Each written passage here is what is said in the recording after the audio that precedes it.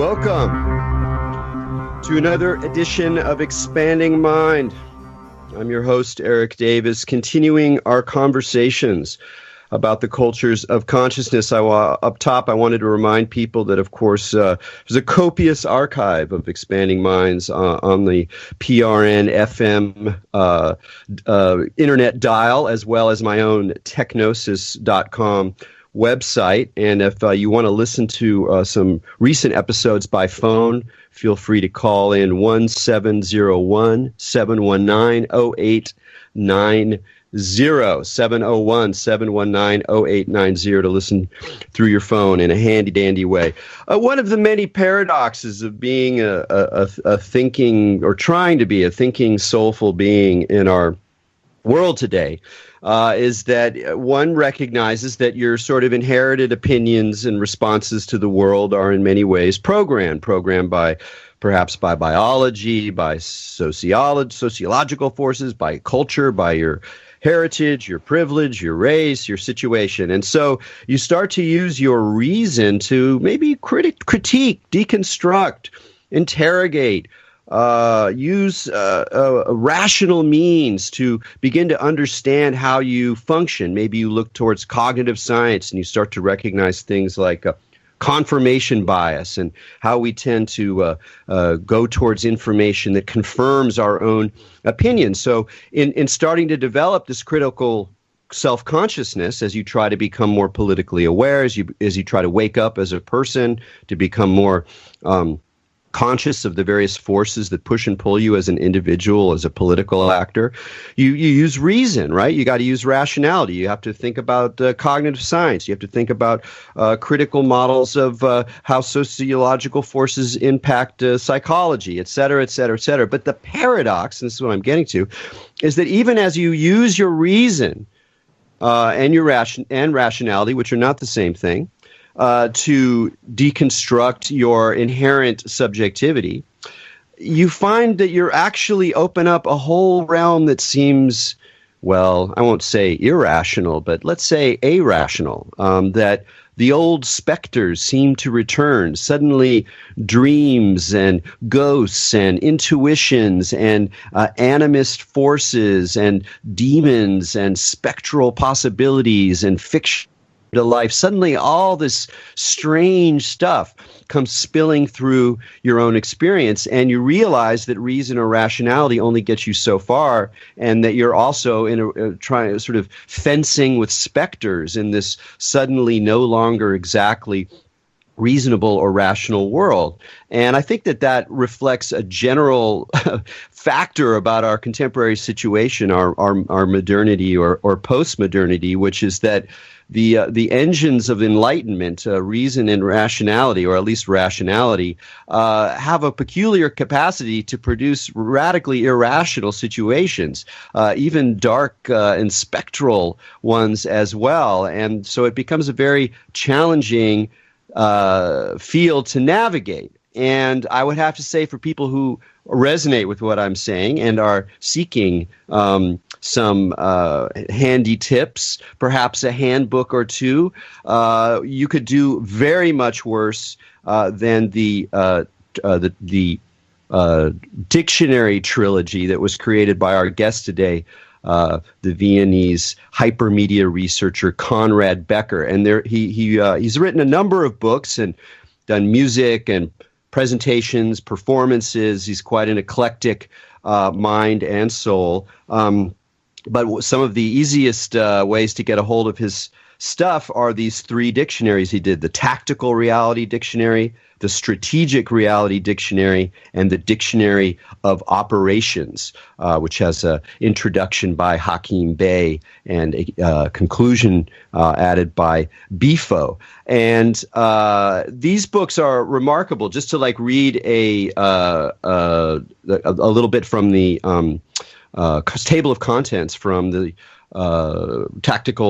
from the Dictionary of Operations, we have disembodied voices, empathic processes, human sacrifice, imaginary realists, cabal. And what you get are these dense, dictionary definitions of concepts that move between political analysis, psychological insight, cognitive science, the logics of control, and the spectral, the occult, the paranormal, as all being part of a continuum of the reality where reality itself is being engineered. This kind of world we wake up into only to find ourselves benighted, confused, seduced already by various models of how we engage the world. And so they're really dynamite, and they have nice handy, they look like, little handbooks you'd carry with you onto the battlefield of psychic warfare. And it's only some of the stuff that Konrad's done. I met Konrad back in the oldie days of the 1990s media arts world, which were a very exciting time when a lot of the current conditions were prophesied and attempted to be avoided in various quixotic attempts to create a somewhat more humanist and exuberant information society. And so I've admired his work from afar for many years, and so I thought I'd call him up and check in. So Konrad speaking from his bunker in Vienna, surrounded by pastries and Ouija boards. So Konrad, welcome to Expanding Mind. Hey, great to be here. Great to be on your program and talk with you again. I know, it's been so long. So, there's so many things that you cover, and that's part of what's wonderful about your work is that, it's not like a sort of dry exegesis of concepts. It's almost a kind of poetry of critique and insight and analysis that gives you lots of tools to understand, and at the same time kind of pulls the rug out from under you, letting you loose into this kind of strange condition of the sort of hypermedia drift. But I thought one place to start is a figure that comes up a lot in your work, and I think is a really important way to start to understand this connection between the modern rational sciences of control and manipulation and the occult or the spectral or the phantasmic, and that's the figure of Giordano Bruno. He comes up a lot in your work.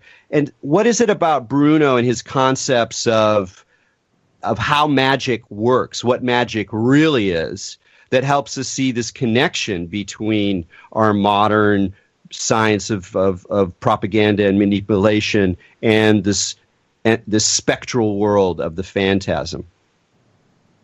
Yeah, right. Well, I mean, he certainly was an interesting character, a contrarian for sure, and he was ready to stand up for that.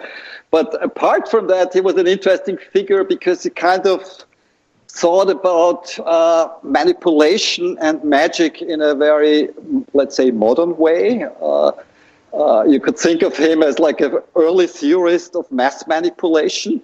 And he had this kind of concept of a kind of system of transactional bonding. Basically, I would say a concept of some kind of a libidinal economy where you kind of, whether it's a kind of a form of influence and a hunt, let's say. So he's kind of just a very interesting historical figure to look for these things. Yeah, I remember first reading about him in Ion Culiano's book, Eros and Magic in the Renaissance, which is still one of my favorite books about magic, and I think really important one to understand culture and what Culiano talks about, if I remember, is this libidinal economy you're describing is the idea that you can use symbols that are charged with desire, and so that their own inherent eros, their desire, their sort of the juiciness of their lives can be triggered and bonded, and even talks about chains through certain kinds of symbols, so that you understand magic is not some, we don't need to think about it as some supernatural world of, fully autonomous ontological others who are, existing in some other realm and interacting with our world. You can also understand it as like systems of signs and symbols that are charged with energy, charged with desire. And then if you get those things correctly set up, you can control not just individuals but masses. And you're like, wow, gee, that sounds pretty modern indeed. I mean, from that we have this whole history that you cover so well and so evocatively of propaganda, of advertising, of the sort of coding of our own desires, and so, and I mean, I guess it begs this other question that comes up a lot in your work, which is why is magic and the occult and the weird stuff still so important as a way to understand what's going on a much larger scale in terms of our kind of postmodern society, our digital world, domination world? Well, I mean, obviously, this connection you made to Giuliano is very good because it shows kind of this connection to kind of modern advertisement industry, right? It's kind of we're supposed to be living in an information age, which is rather more a disinformation age, and it's definitely something that has to do with manipulating our desires, right? And so that has become on a very professional level. And I mean, about this kind of, are we really in a disenchanted world? I'm not sure. I think we're probably in a more enchanted world than ever in many aspects. There's more biological and technological actors trying to influence the fabric of human reality than ever before. There's so-called invisible software demons overshadowing every human interaction right now. Even Rumpelstiltskin has a Twitter account now, and trolls are populating presidential palaces, and this nice and clean modernist world of reason. Where is it if you need it? I wonder. But I'm pretty sure we're not in a secular age, I mean, there's this kind of theory of secularization. But really, there's a new wave of fundamentalist beliefs that are, kind of permeating rationality, technological systems. It's a new religious tradition that is kind of this reductionist pictures that science paints, of clear borders, of a kind of a logocentric purity. And so we're living in a very occult world, and it's it helps to understand it if you look at some of the ancient examples of that. And there's this fascinating continuity, of course, of people who work in the information business, let's say, like spies or information agency. There's a connection between the spooks and the spooky that goes back, not just for centuries but for eons, basically. Yeah, absolutely. That was really, wonderfully said. Especially the point, and this is what I think about a lot, because I'm fascinated by a lot of contemporary like rationalist cultures. So these aren't, by this I mean not the people who are creating the systems necessarily that are organizing the world or trying to optimize or efficient, make more efficient systems of regulation and that whole kind of zone. I mean people who believe that given the human nature, that the best thing to do is to be as rationalist as possible, the kind of, less wrong crowd, or the radical skeptic crowd, or the radical atheist crowd.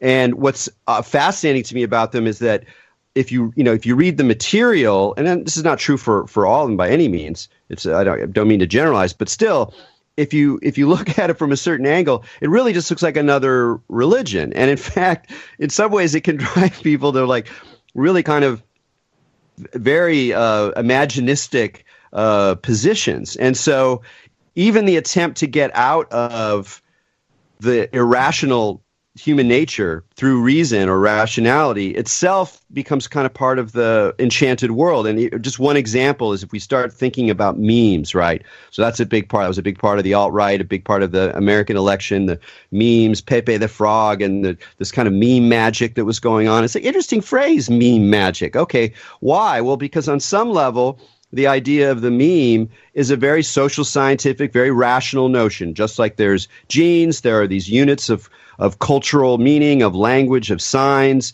and they can be propagated through human minds. So human minds are just hosts of these memes. Okay, that seems like a very rational way of thinking, and you can use that maybe to organize a political campaign or something.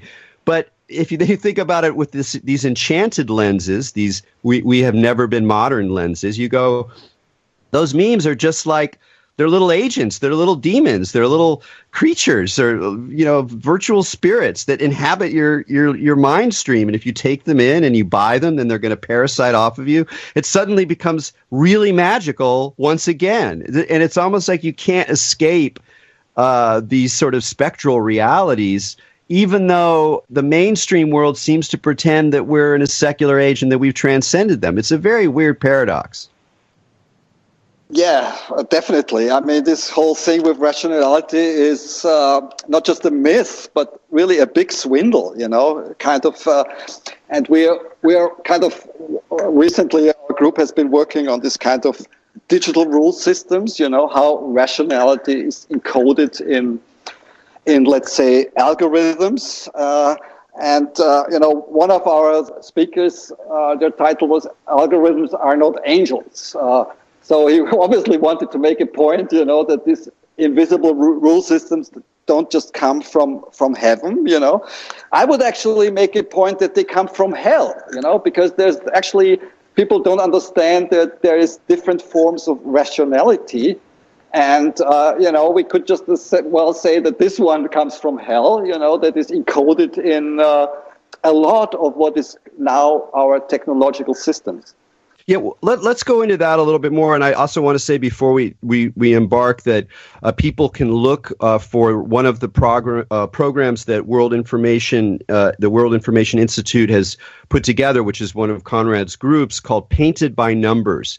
And it was an installation and a kind of conference, I believe, about algorithms, which are really the secret drivers of our, increasingly less secret drivers of our world.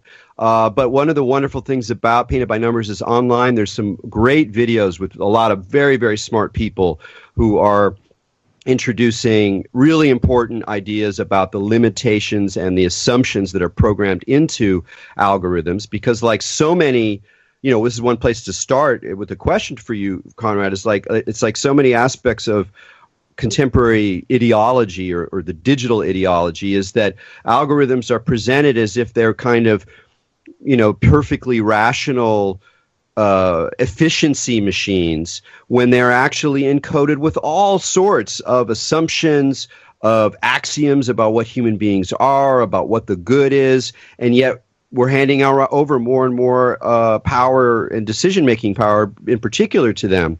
So what were some of the main ideas about algorithms that you were trying to get out there through Painted by Numbers and in your other work on these sorts of decision trees and their roots in Cold War ideology?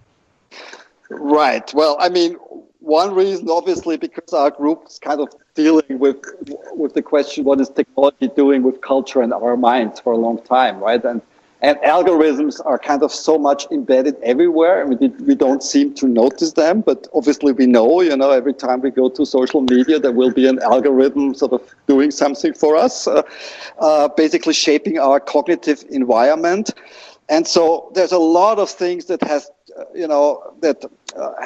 to do with this question, what are algorithms doing? And it has to do with reason and with agency, like who's doing what, right? A machine. Also that these kind of things are generating, they're actually creating realities in the sense that these are kind of based on models, usually very primitive, simplistic models. But they go from a descriptive model to a predictive model. So it's all this kind of oracular situation. And by predicting the future, they kind of make the future, they colonize the future, right? And so I found it personally very, very useful kind of to give a historical dimension to these questions of rationality and reason and objectivity. And a lot of people are not aware that the concept of what is objective is also actually subject to historical change. There's actually a very interesting book by Lorraine Daston, who she kind of traces, I'm not going into that now, but she kind of traces the understanding of what is seen as objective, and it does change over time, right? And with rationality, it's a very sort of interesting point. I find that you can locate a lot of what we now have defined as rational logic and as reasonable, based on Cold War games theory, right? So that's where kind of in the 40s, 50s, 60s. There was all this research into decision-making theories, and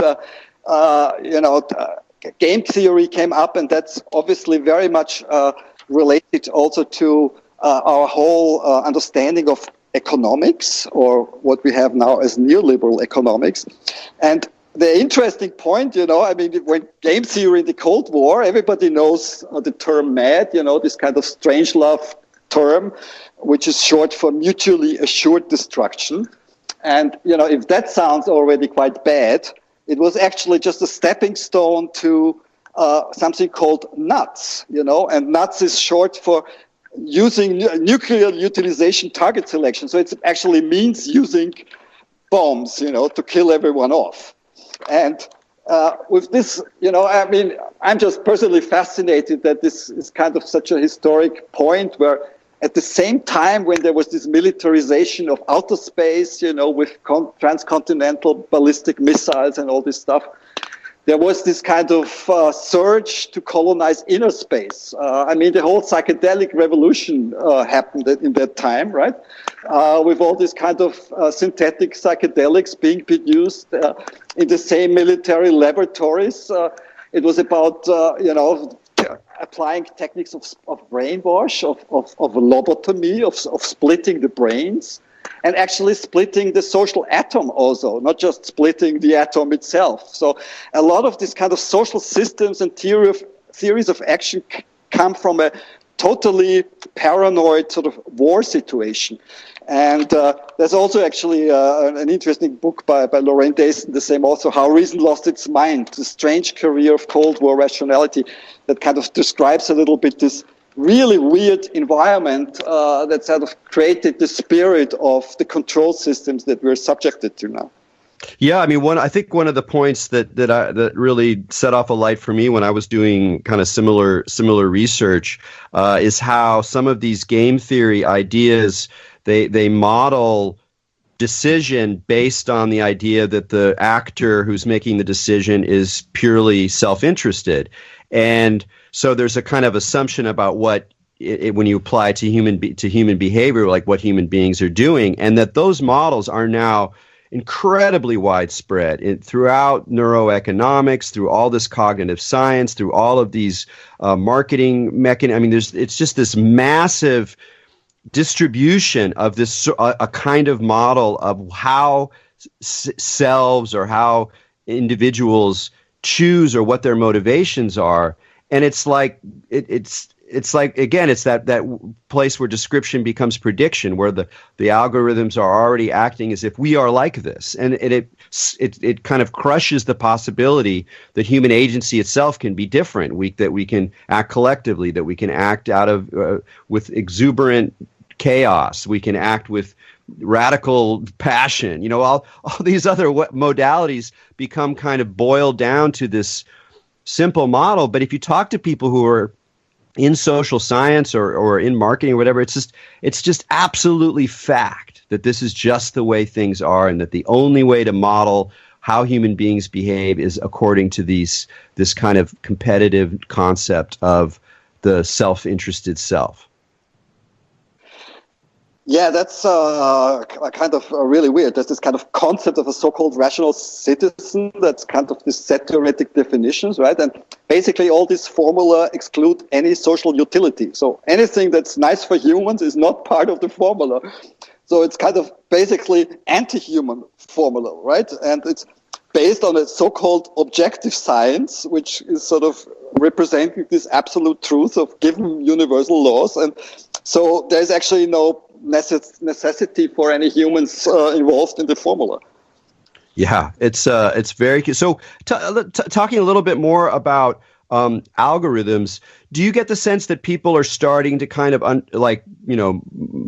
more mainstream people who are not necessarily interested in critical media history and are starting to get a sense of it? Because it feels to me like even across in the mainstream, at least the mainstream media that my little bubble includes, that there's kind of an awareness that that idea of like media bubbles and you're going to surround yourself with people who support your own opinion, and that the kind of algorithmic drivers that create these sort of opinion communities are also rampant in the world at large. Do you see some opening up there where there's more of a critical understanding of the distortion factor that's introduced by our decision to hand over our decisions to algorithms?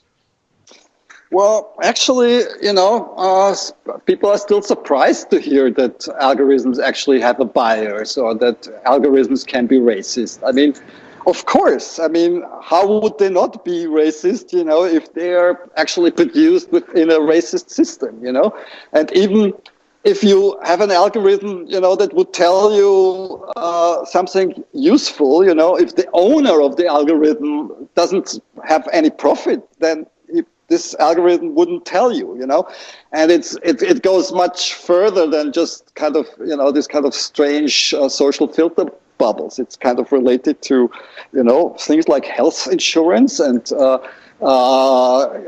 this kind of predictive policing kind of security elements. It's really built in this kind of whole competitive logic, and it's not so much. I mean, again, I think it's a hard subject because also there's really no easy solutions for that. I mean, in fact, there's not even something you could say, okay, let's not have algorithms, because if we deal with this kind of amount of information that we all have to deal with, which is, more than any human person in the world can ever scan through.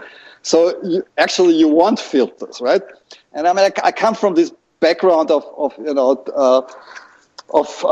activism around issues of privacy and policy issues, and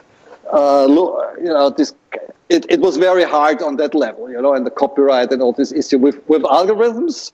It's probably even one step harder, So no easy solutions, but that doesn't mean we shouldn't look into these things. No, yeah, absolutely. Well, I am curious a little bit more about your background, because I know you've done a lot of, you've sort of crossed the line between sort of critical theorist, intellectual activist, and also and activist, and then also involved in the arts. I mean, you were in Das Boot, which is hilarious to me. That I remember when that movie came out, it was great. But you've done really interesting electronic work, and you've done some performances based on this material, meaning that you, rather than giving a public lecture, you'll do a seance where you're kind of dealing with the same themes, but it's with this sort of performative occult dimension. So I'd love to hear maybe just from your own history, but just your ideas about how, given all issues, and there's so many more that we could talk about that you have addressed, but given all these heavy issues that require a lot of intellectual engagement, that require a lot of knowledge of science and social science, and at the same time, hey, how do we deal with this? How do we become activists that are trying to raise awareness or make interventions? And for you, part of that has involved the arts, has involved performance rather than just argument and critique. So how in your career have you kind of modulated between a more performance and arts perspective versus a critical theoretical perspective? Well, how to answer that? I mean, basically, I guess I always had an approach that you could call transdisciplinary. I mean, I always found it an insult to be put into some kind of drawer, or category or genre, actually. I guess that's a concept I've been following, and that's also kind of a thing in like working in our group, we don't want to be academics. We're not just activists. We're certainly not artists.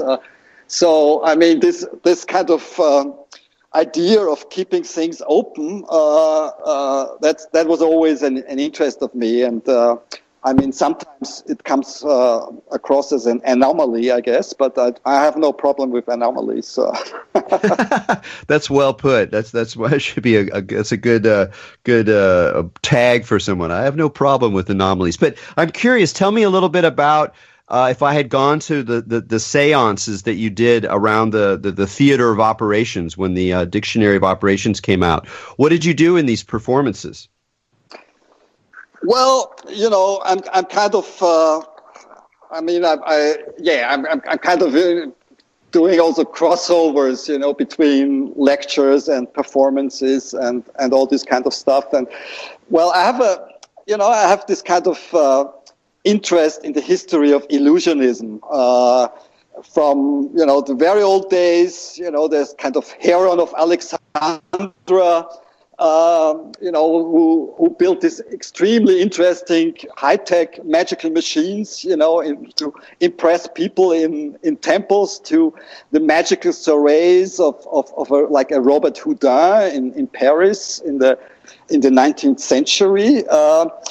I'm quite fascinated by all this kind of stage magic from previous times. Also the phantasmagoria, it's kind of a precursor of virtual reality, and also relating to this kind of 19th century media phenomenon.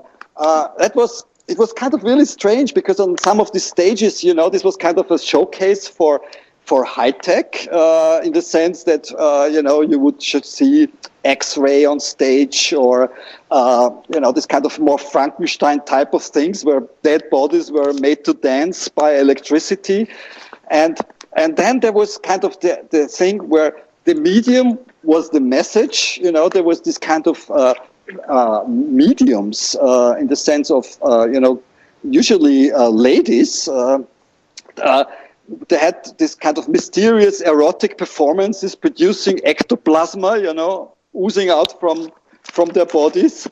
And this was a time when a lot of these things were still very undefined, like a scientific hardhead like Thomas Edison was saying, about radio, if we can make a radio that is like really, really delicate, then we would hear the people, from the next life or from the other life, So, and obviously there's this kind of whole sort of tradition. I mean, Houdin was the name patron of Houdini, of course, and I'm very much interested in the whole history of escape artists, because in a world of Tina standing for there is no alternative, I think to be escaping an impossible situation is really a skill that is very useful.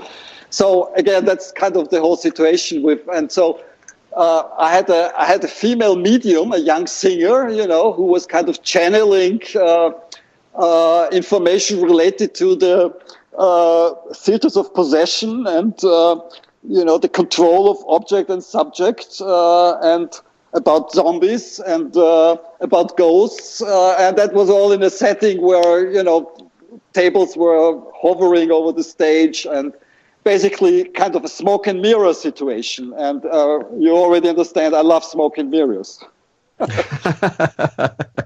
Yeah, very much so. No, I love that. That was really well described. There's so much to say about that period of time too, in the whole history of illusionism in the 19th century. Another interesting thing about Houdin, of course, is that he was brought by the French government to North Africa explicitly in a kind of magical battle where it was like the resistant Algerian, people.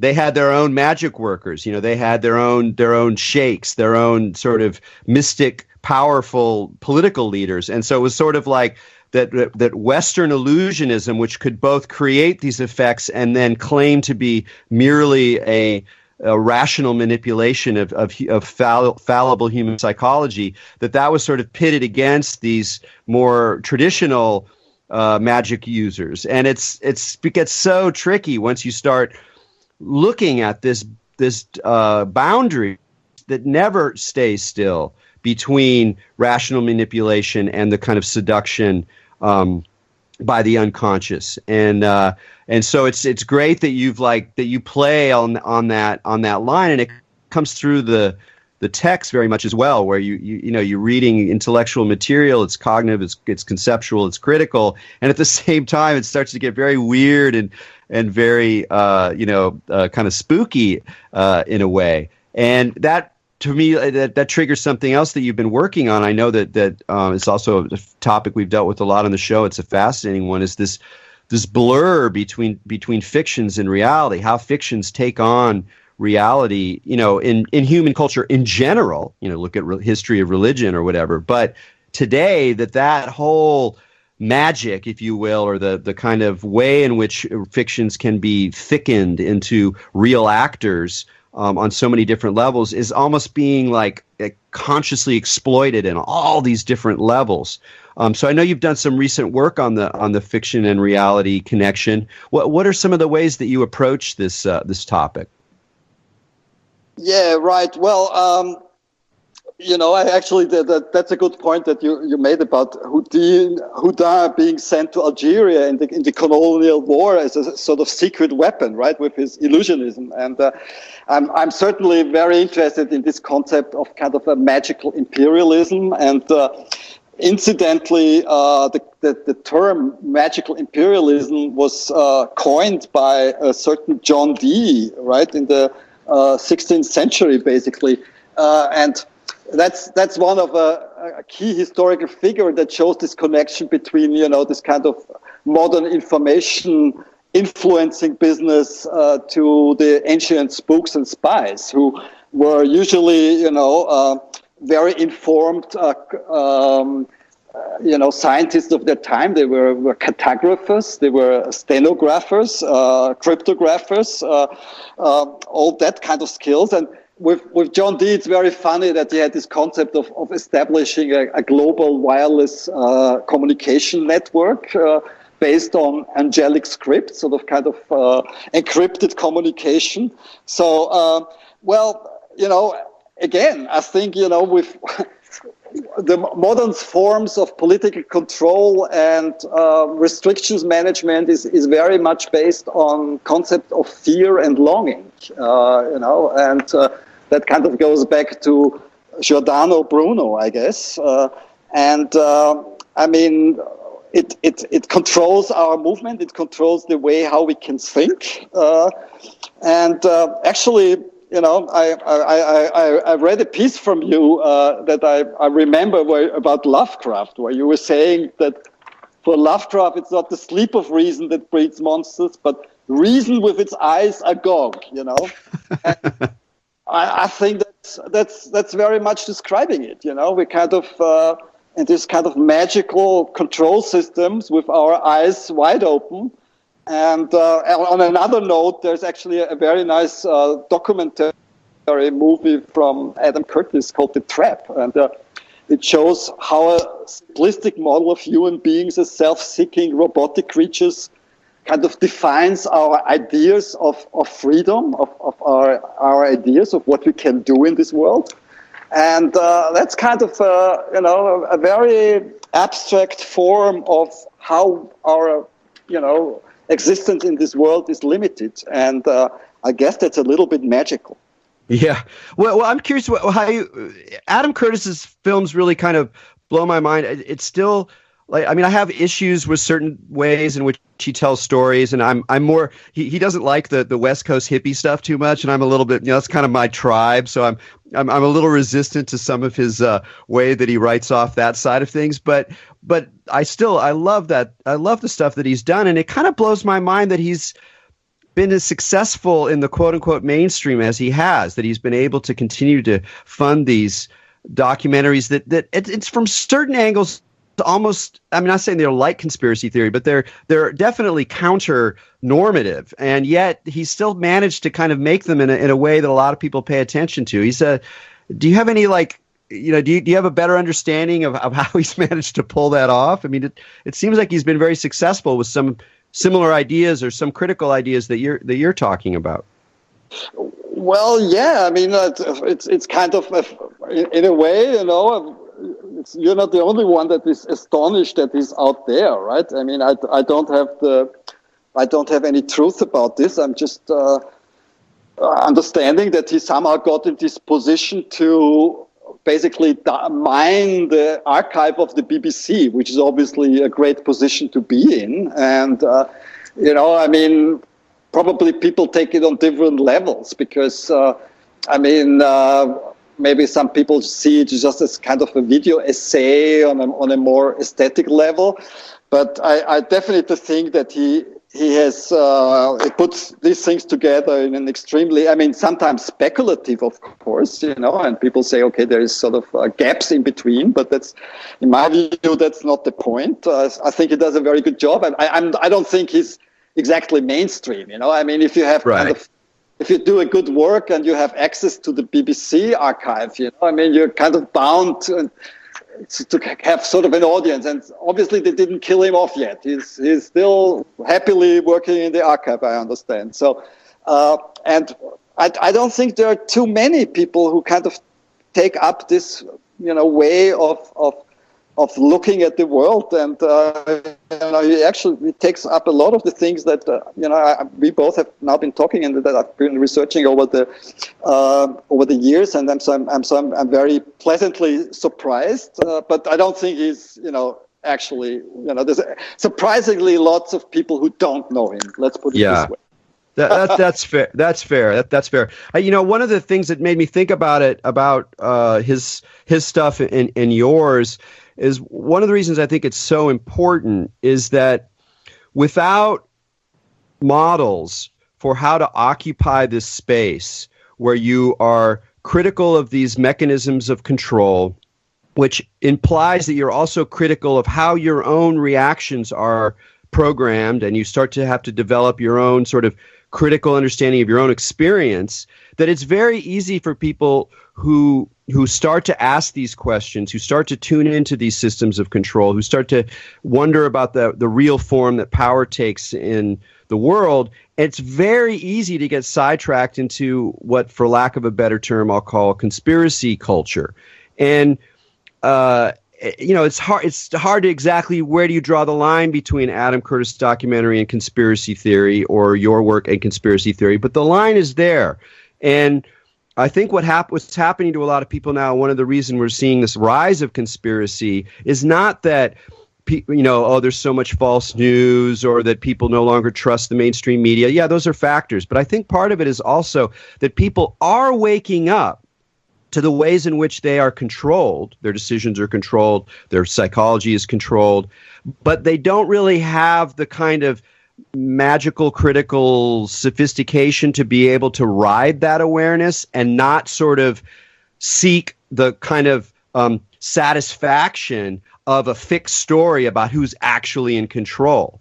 And so people get kind of drawn into these sort of gravity wells of stories about, it's the fluoride in the system, or it's contrails, or it's the lizards behind the British throne, or whatever the conspiracies are. It's like once you actually, quote unquote, know the answer, then you're kind of resolved in a way. You don't have to worry as much because you know. Whereas the space that we're talking about, where we raise all these questions, really profound questions about how decision is, where agency is, you don't get to know. You don't get to then feel like, now I figured it out. It's like you're just opening up a constant questioning, probing, intuitive way of navigating. And it's really important to have models of how to do that and not just kind of switch over into another system. And so that's my little rant as a way of asking you, personally, whether from an intellectual perspective or even a psychological side,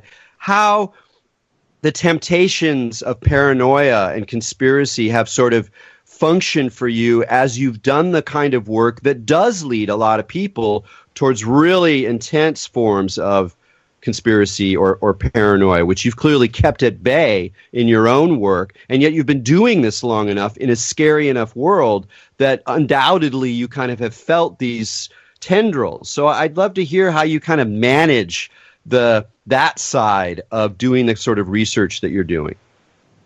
Yeah, well, I could quote William Burroughs, who said only the paranoids have all the facts, or I could quote a CEO from a big tech company who said only the paranoids survive. I mean, on one level, I think it's just a very crude mechanism of sidelining all discourse that is not mainstream. It's kind of this very establishment bourgeois, way of marginalizing everyone that doesn't follow mainstream opinion. I mean, basically, if you're a person who looks for connections and influences in complex systems and to see connections that other people don't see or have not seen so far, you could either be called a paranoid or a scientist, because that's exactly what a scientist is doing. I mean, if you're a researcher and you're not looking for connections between things that other people have not seen before, you're not much of a scientist anyway, right? And so we have to do and deal now with a higher level of complexity. I mean, there is parallel narratives, and if a narrative is too simple, I mean, I know there's this whole theory of beauty in formulas and Occam's razor, etc. But if the narrative is too simple, it might be just stupid, and not very helpful. That could be one way of looking at these things. And, dealing with complexity, I think it's, and with ambiguity and with being able to, look at different perspectives. I mean, that's, it's challenging, I mean, again, if we look into the world of information professionals, let's say spies, they're totally always in this kind of situation where they have to think, what is somebody else thinking, And if what is this other person thinking, what I'm thinking. So this is also called the wilderness of mirrors, right? And actually in the professional spy world, there's this concept that if people are too long by themselves out there, in the spy world, they have to be brought back, just for reasons of keeping them sane, for their mental health. And actually, there's a whole history where a lot of the spy chiefs, ended up in a sanitarium, basically, or they were getting electroshocks just to keep them, back on Earth. A lot of the spy chiefs get into psychotic episodes. So it's a dangerous territory. Live with it. Yeah. What are your strategies? What are your, I know what I mean. I meditate. That helps.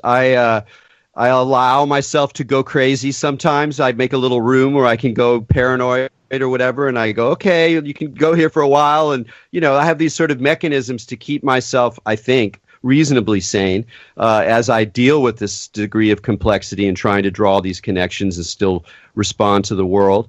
What are some of the strategies you've had, or how have you been able to navigate this? Well, you're right. I mean, absolutely. Actually, I'm more interested in conspiracy practice than conspiracy theory. And can you fix your mic a little bit? I think you're. I'm saying I'm rather more sometimes interested in conspiracy practice than theory, and this conspiracy practice certainly involves a discipline, right? And some of the disciplines you mentioned, there's certainly actually a lot of ways to sort of, train a little bit for these things. And our friend Hakim Bey was famously saying that freedom is a martial arts. So, it's kind of a bit of a fighting sport. And, apart from, obviously whatever you would call meditation or kind of mental training, I think humor is very important. Absolutely. Absolutely. I like that, the martial art of freedom. It's also one of the things, and I can say this because I'm in California, is one of the things that, people often talk about cannabis. People who don't like cannabis, they'll say that one of the reasons they don't like cannabis is it makes them paranoid. And when I've been a cannabis fan since I was a teenager, and even back then, I would sometimes use cannabis precisely because it created anxiety and paranoia. And so now sometimes I'll be high and I'll get all paranoid, maybe along the same kind of topics we're talking about. And I actually kind of enjoy it. Not enjoy it like I want to stay there forever, but it's almost like, great, now I have the fear. Let's go into it. Let's toughen up, if you will, in the face of this thing, because it's kind of like it's just a passing pharmacological cloud, but at the same time, it creates a sort of resilience. In my experience, it creates a kind of resilience that enables people to do that. And I think that's one of the reasons some people turn to horror. Some people, track conspiracy theories as a sort of research thing, is to kind of like get a flavor for that fear that you can ride, because if you can start to recognize the fear and even sort of enjoy it in a way, then you're not going to be as automatic in your responses to it. And that's, earlier you said fear and longing. Those are the core psychological forces that are organized by magic, by sciences of control, by propaganda. And if we can sort of work and get to know, especially the fear, because longing is more complicated in a lot of ways, because it's already bound up in so many consumer objects, and it's tough to navigate through longing, I think, in some ways. But fear is something where people are more willing to not develop a relationship with it, till they leave it at a very undeveloped level in themselves psychologically, and that makes them much more open to manipulation. Whereas taking on the fear of death, look at death in the face, I'm going to die, or the fear of being controlled, the fear of being parasited by alien algorithmic systems, all of that stuff, I think you really got to look it in the face personally to be able to stay somewhat awake in this environment that we're in. Oh, yeah, I couldn't agree more, even though, I must say I'm hesitant. I mean, you mentioned that you're in California, and that's a little bit famous for its kind of,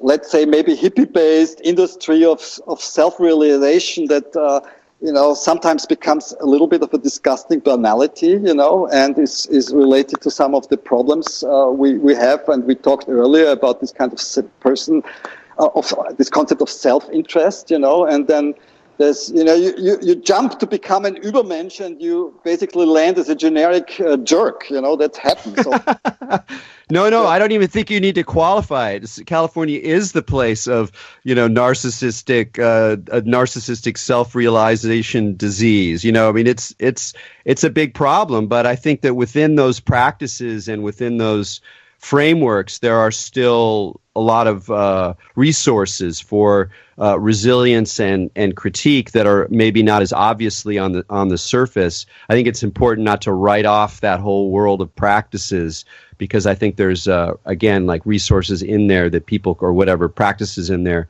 that can help people stay awake. But I'm very aware of how much the sort of spiritual search and the meditation and the mind tools and all of that can be plugged in to a very deep form of sleep and of just reproduction of capital drives and a kind of cruel drive towards self-realization that is manifested in the kind of right-wing libertarianism of Silicon Valley, and we can go on and on. I mean, that would be a whole hour by itself. But I'm just saying, the development in this field has become quite problematic, and even on the level of drugs. I mean, I would wholeheartedly recommend it. But now, things like LSD microdosing is a life hack for corporate drones to keep their emotional balance. I mean, that's just one way of the thing. But I'd certainly go with, what you were saying about horror, I mean, that would be a good antidote for the Californian disease, because horror, is the genre where existential questions are actually formulated in form of media, I mean, that's why probably teenagers are attracted to horror movies. I know, because it actually puts up questions that are not there, usually, and horror genres thrive in crisis because it's a way to address the unknowable, right? And so it's not just the realm of the feeble-minded. It's kind of it holds a promise of a return of the real, by breaking the constructions of established realities. And so what I was said, anomalies, they are my friend. They are allies against enforced normalization and kind of transgress the categories of thought and all these classificatory norms that we are subject to. Extremely well said, and I think that's really, really key. And there's another element about horror that I think is really important, is that in a lot of what happens in the horror is that something ends up being a thing that's usually just a thing.